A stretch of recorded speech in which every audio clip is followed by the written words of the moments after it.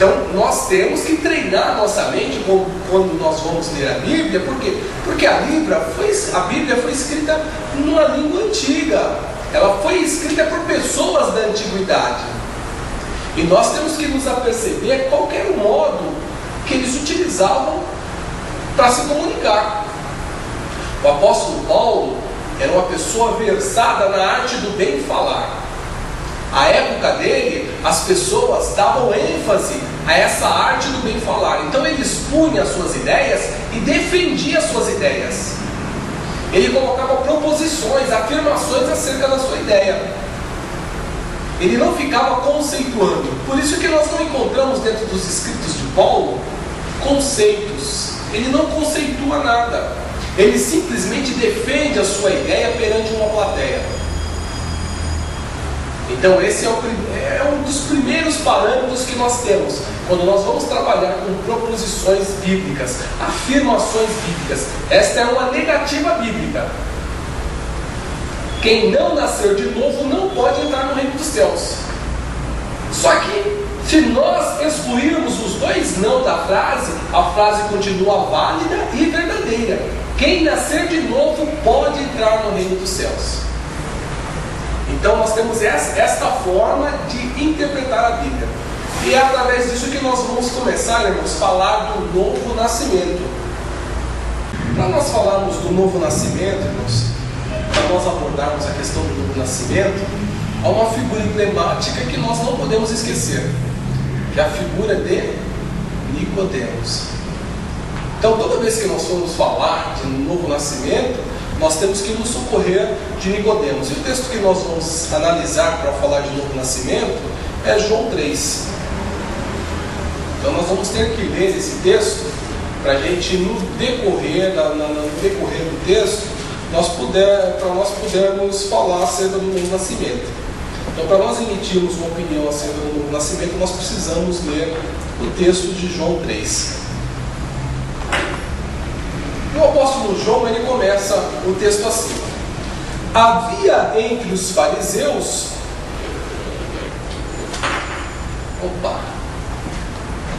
havia entre os fariseus. Então nós temos que destacar essa ideia aqui, fariseus.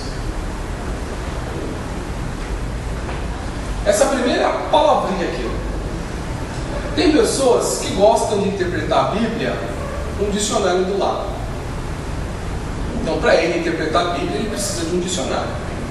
Então ele chega aqui: havia entre os fariseus, e eu preciso de um dicionário. Se ele correr lá no dicionário, a palavra fariseu vai estar lá relacionada no Aurélio ou qualquer outro dicionário aí. Hipócrita.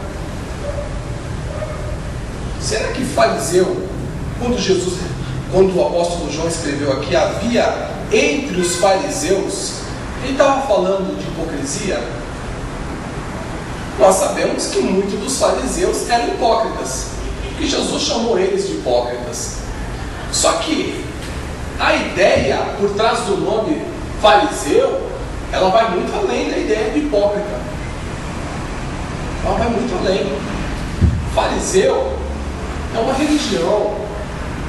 Fariseu está relacionado com a melhor religião dos judeus à época de Cristo.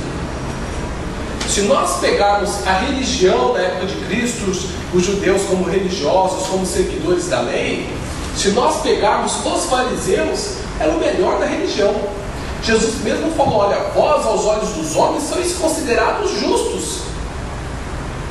Os homens olhando para vocês consideram vocês justos.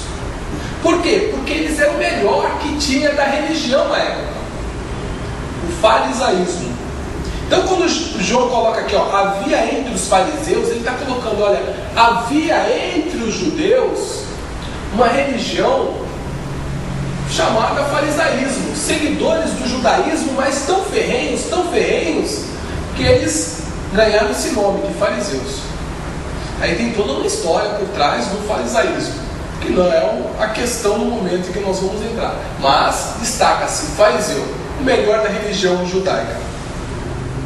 Um homem chamado Nicodemos. Nós temos aqui, irmãos, Uma outra questão, homem. Na sociedade da época de Cristo, se nós compararmos homem e mulher, o homem estava acima da mulher. Então nós temos aqui uma pessoa que ele tinha o melhor da religião. Além de ter o melhor da religião, ele era homem. Ele estava já um passo à frente de muitas mulheres. E ele continua. O nome desse homem era Nicodemos. Irmãos, Nicodemos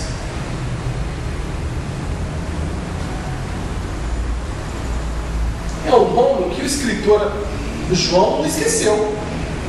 Quando ele estava escrevendo lá, esse homem era tão conhecido à época de Cristo que ele não esqueceu de lançar o nome dele. Não tinha como esquecer. Tal a importância dele dentro do contexto judaico. Nicodemos. Se nós fizermos um comparativo entre Nicodemos e a mulher samaritana, nós sabemos que a samaritana, ela era da cidade de Samaria. A religião dela era inferior à dos judeus, porque os judeus estavam um passo à frente dos samaritanos. A samaritana era mulher. E nós não temos o nome da samaritana, porque não era uma pessoa importante na sociedade. Não tinha como o escritor João lembrar do nome da samaritana. Foi uma mulher que Jesus encontrou e que o nome da cidade é o que apelidou a mulher. Olha, eu não lembro do nome mas era samaritana, que ela morava na cidade lá de Samaria. Então são questões textuais que nós temos que nos aperceber quando nós vamos evoluindo a nossa leitura. E esse Nicodemos, ele era um dos principais dos judeus. Tem traduções que colocam que ele era um dos juízes de Israel. Ele era juiz em Israel. Havia entre os fariseus um homem chamado Nicodemos, um dos principais dos judeus. E este foi ter com Jesus de noite. E disse: Rabi, sabemos que és mestre vindo de Deus. Irmãos, o que nós temos aqui também? Nicodemos era mestre.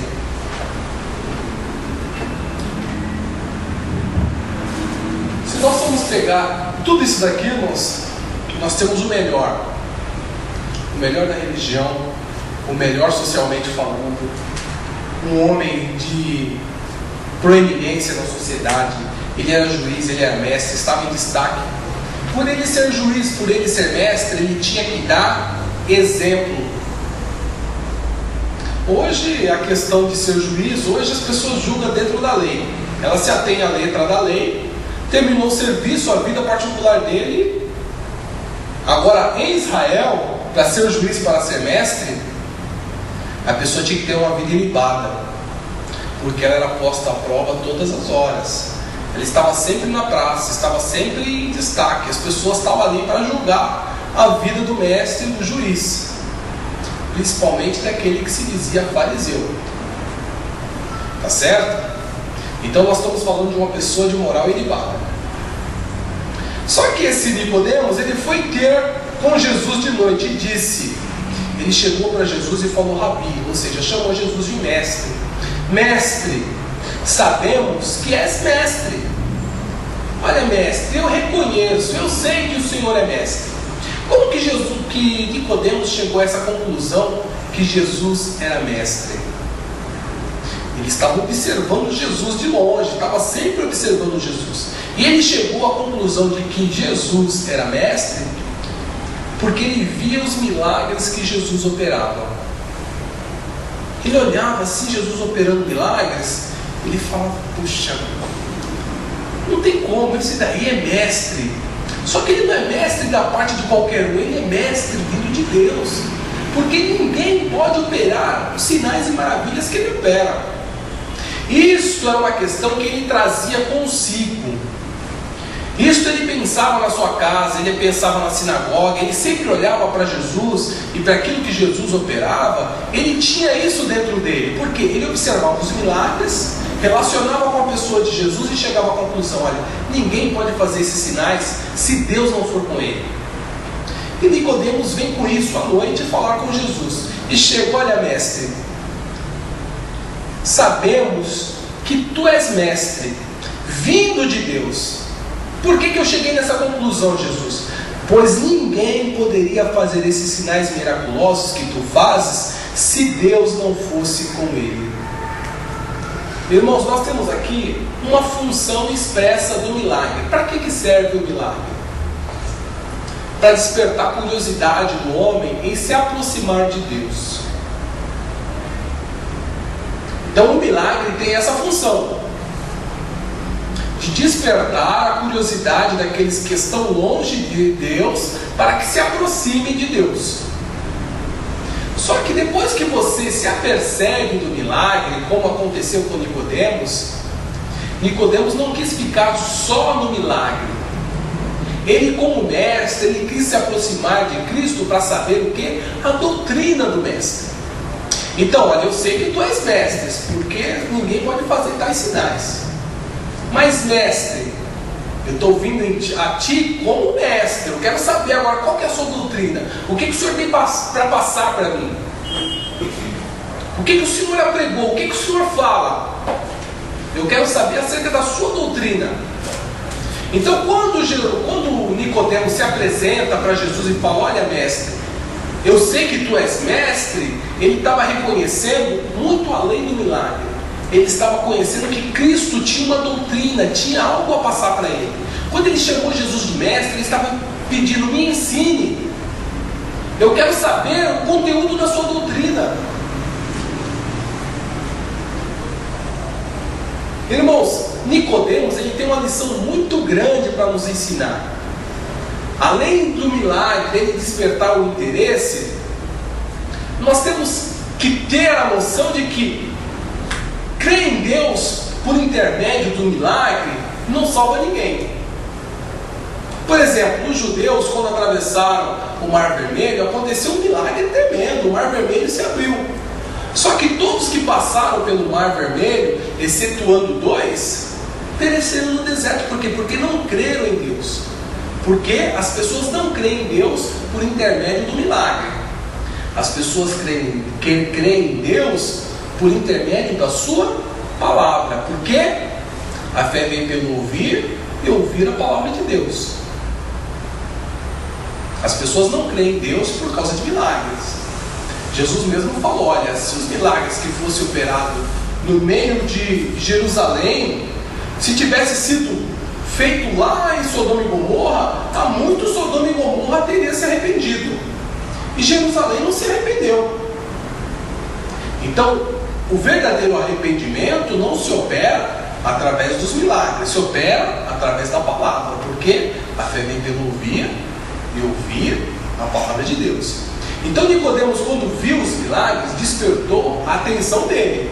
Mas quando ele foi até Jesus, ele não foi buscando o milagre. Eu estou com uma dor na perna, eu estou com uma dor nas costas. Não, mestre, olha, eu reconheço que tu és mestre, vindo da parte de Deus. Eu reconheci isso por causa dos milagres. E como eu reconheci isso, agora eu quero saber a sua doutrina. É essa a ideia que tem por trás do texto. Quando Nicodemos, um mestre em Israel, quis saber acerca daquilo que o mestre por excelência tinha a dizer, o que Jesus respondeu? Jesus respondeu: em verdade, te digo, que quem não nascer de novo não pode ver o reino dos céus.